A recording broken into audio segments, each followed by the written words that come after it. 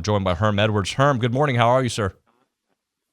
I am well. How are you? Doing wonderful. I told a little story about meeting you years back, maybe 4 or 5 years ago. I forget when it was, at the Houston Open, Jim Crane, when he was yeah. And you, not only were you so kind to me and to all the media, the way you interacted with the gallery and how friendly and fun you were, I remember that. You lived up to your reputation on TV, so I just wanted to make sure I started the interview and tell you I remember that clearly. Well, you're nice to say that, and that was a great event at Houston Open. Had a lot of fun down there. Yeah, no doubt about it. Let's get into some news. Jim Harbaugh there to the Chargers. What do you think about it? Do you think it's a good fit for him? I do. He started out in San Diego. He was there as a college coach, and then obviously made his way back into the NFL. And I think he's going to a team that, when you look at them, they have a lot of talent. There's some positions that have gotten a little old. There's some salary issues there with a couple of the players, with Bosa and Mack. What are you going to do with those guys? But he has the piece that he needs as the quarterback. And Herbert, he has flashed at times, but this team has been flashy at times. But when you look at the roster, you ask yourself the question every year, why aren't they more competitive in that division? They should be right there with the Kansas City Chiefs, trying to win that division. So I think it's a good fit for him. I know ownership there. Spanos is, I know him. I've known him for a long time. So I think they got themselves a good football coach. Talking to Herm Edwards here on TexAgs Radio. Herm, what about Bill Belichick? Do we see him coach again, or when do we see him coach again? Yeah, that's a good question. All of a sudden, these jobs are starting to get taken. And, I don't know what the conversation's been with Coach Belichick as far as going in, meeting with ownership. Bill's a guy in the past that he's wanted a lot of control. I don't know if he still wants that. That's a question I think everyone's asking themselves right now, because he's not the guy that's been hired yet. Now, I don't know if it's because he doesn't feel comfortable going to certain organizations where they maybe offered him the opportunity, but didn't want to give him as much power in that organization. So it'd be interesting. He only needs 15 more. Hopefully he gets an opportunity to go somewhere and be the head coach. I'd love to see him break that record. Talking to Herm Edwards here on TexAgs Radio. Herm, let's talk about the Chiefs, the team that you know pretty well. What is it about? I know they have the best quarterback on the planet. I get it, right? But they know how to turn it on when it matters, right? I would not be surprised if they get through Baltimore, who's probably the best team in the NFL. No, that would surprise you because of the quarterback. He's chasing Captain America, and Andy is chasing Belichick as far as what they accomplished as an organization. They're on track to do that. The way they play in playoff competition, whether it's at home or he's proven that. They were wondering, could he play that way on the road? Well, I guess he made everybody quiet about that. And this is a big game, as you mentioned, for Baltimore. And Lamar's 1-3 against Patrick Mahomes. And if you want to be in that conversation, and obviously Lamar probably won the MVP this year because of what he's been able to accomplish. This is a game Lamar needs to win. It's at home. He's playing a team that basically whoever wins is in, right, going to the Super Bowl.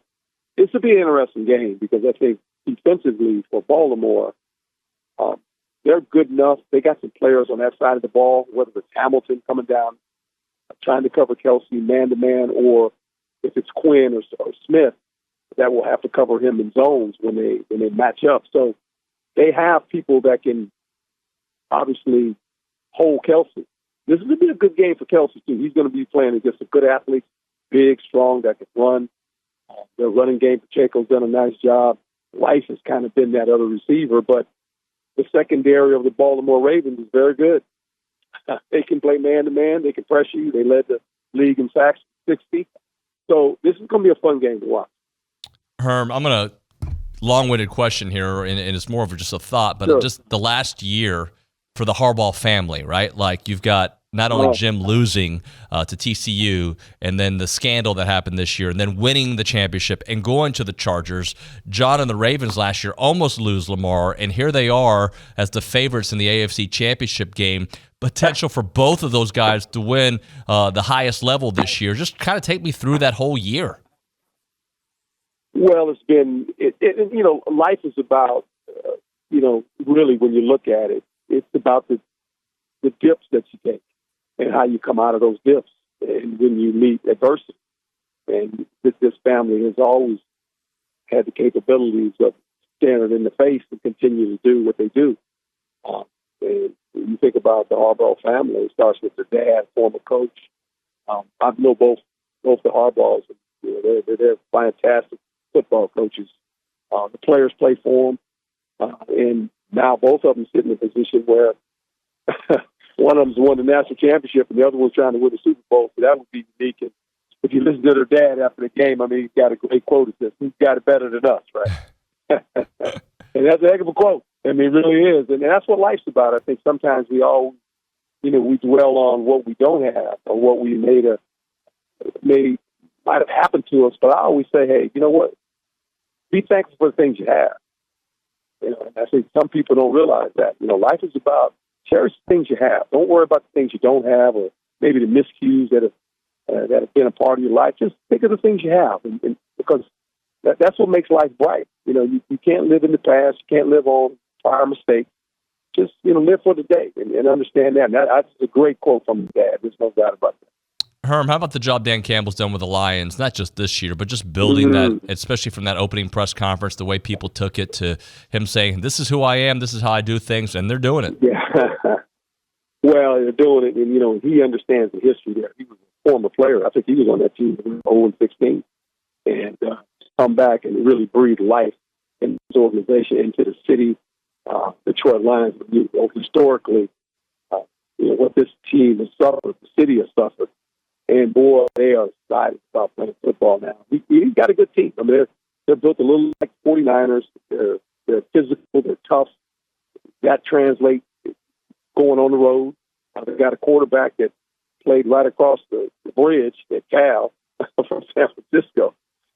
So that's kind of interesting. He's resurrected his career. And they've got a two-headed monster in Montgomery and Gibbs, running backs. Got a great tight end, Laporta. St. Brown, we know what he can do. And then Reynolds is the vertical guy. Aaron Glenn played for me with the Jets. He's going to one day be a head coach, hopefully it's sooner than later. Their defense has gotten better. So this team will go into San Francisco not feeling like they can't win. I mean, that's what they said when they played the first playoff game. Then they ended up playing two of them at home. They've won both. And now they're going to deal with the best team in the NFC, the 49ers, which, by the way, is a really good team. Purdy didn't play real well. Well, what's puzzling to Purdy for me is that he played in Iowa, and there was bad weather in Iowa, and all of a sudden when he goes to Cleveland and he played last week, he can't play in the rain for some reason the first quarter. So, that's kind of interesting. Herm, why do you think the Cowboys keep getting a roadblock when they get to the playoffs? And this is not just now. Well, I knew you were going to mention the Cowboys, and this is what my big thing is with the Cowboys. You know that star they have on the helmet? Yep. Here's what I would do. I wouldn't allow them to put the star on the helmet. You got to earn it. I think when you become a Cowboy player, you already get pushed in the spotlight, rightly so, because Jerry's done a nice job of promoting his team. And when you get there as a player, you already think you're a star. So you say, well, we're stars. We're the stars. And when they play the Cowboys, we're the stars. Well, you actually got to earn the star. You got to play like that. And in big moments, when you've watched this team, and I'm talking about in playoff competition, falling short. That has been their problem. They're going to win 12 games. They can say, well, it's the coaching. Well, I'll tell you what. There's been a lot of coaches there in the last 28 years and a lot of good players. And the result is always the same when they get in the playoffs. So they just got to figure it out. When the star is bright and the lights are bright, that's when they got to show up. They got to play good in big games. Let me close out with this. What about the Texans and D'Amico and C.J. Stroud? What a formula this year. Yeah, and he's taken a lot of that, a former player there, but really he grew up in the organization of San Francisco and really has kind of modeled his team that way. I think they're a step away offensively. They got to run the ball better. And that's what got him at the end, right? They put so much on this young quarterback, and that young quarterback, Stroud, to do what he's been able to accomplish. He doesn't turn the ball over. Now, you had them in the playoffs, but for the most part, doesn't turn the ball. They got to get a run game going. Once they get that run game going, where they can balance this thing off and not put all the pressure on the quarterback, they're going to be really good. I mean, this is a division where everyone felt the Jaguars, it's their division to lose.